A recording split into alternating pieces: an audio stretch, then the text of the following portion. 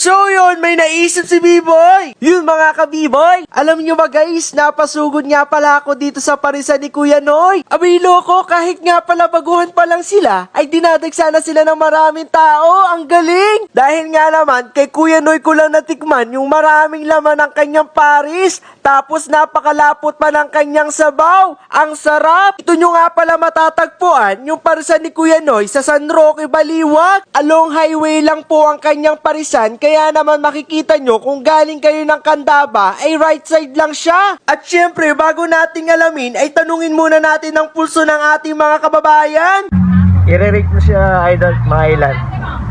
I-rate ko siya mga 11 out of 10. Yun. Ganun kasarap. Yun na nga mga ka-B-Boy. Kaya naman kung naghahanap kayo na nakakabusog at hindi nakakabutas ng bulsa, eh puntahan nyo na tong parisan ni Kuya Noy. At hindi talaga tinipid sa laman. At saka hindi puro sabaw lang. Kitang-kita naman, siksik sa laman, malambot pa ang kanilang mga karne. Kaya naman pala napakalambot, 5 oras nila tong pinakukuluan. At take notes, sa gasol nga pala nila tong pinakukuluan. Kaya naman pala hindi lasang usok. Ang galing! At ito nga pala para sa ni Kuya Noy ay swak na swak ngayong maulan. Ito na nga rin pala yung menu para hindi na kayo magtanong sa akin.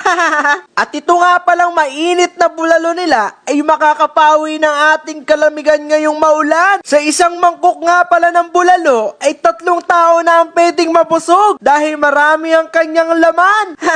Yun nga mga ka-B-Boy. Ito nga pala yung una kong nilatakan. Ito nga pala yung Paris. Napakalapot ng kanyang sabaw. Ito na nga rin pala yung pangalawa kong nilatakan, yung bulalo nila. Sinusundot ko pa nga dyan yung buto dahil hindi lumalabas yung taba. Kaya naman kinawit ko na lang.